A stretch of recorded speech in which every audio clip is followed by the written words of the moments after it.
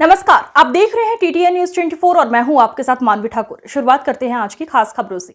लोकसभा चुनाव के समय कांग्रेस नेता का इस्तीफा, अपने फार्म हाउस पर बैठकर इस्तीफा दे दिया। थराद के एक और नेता ने कांग्रेस से इस्तीफा दिया। कांग्रेस से इस्तीफा देने से कांग्रेस के लिए बड़ा झटका। पिछला विधानसभा चुनाव कांग्रेस से लड़ने वाले नेता का इस्तीफा। डीडी राजपूत ने कांग्रेस से दिया इस्तीफा। 31 मार्च को बीजेपी में शामिल होंगे। डीडी राजपूत सीआर पाटिल के हाथ से केसरियो पहनेंगे।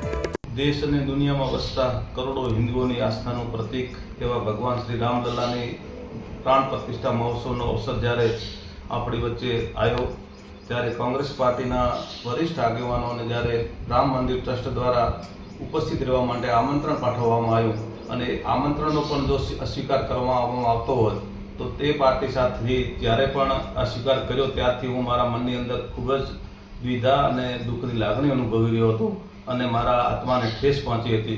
મારા આત્માના અવાજને અનુસરીને આજે હું કોંગ્રેસ પાર્ટીના મારા હોદ્દા ઉપરથી તેમજ પ્રાથમિક સભ્યપદેથી પણ હું રાજીનામું આપવા માટે જઈ રહ્યો છું। રાજીનામું આપ્યા પછીનો આપનો આગળ કાર્યક્રમ પછીના કાર્યક્રમમાં હું મારા સમાજના આગેવાનોની વડીલોની એક મેં મીટિંગ બોલાવી છે।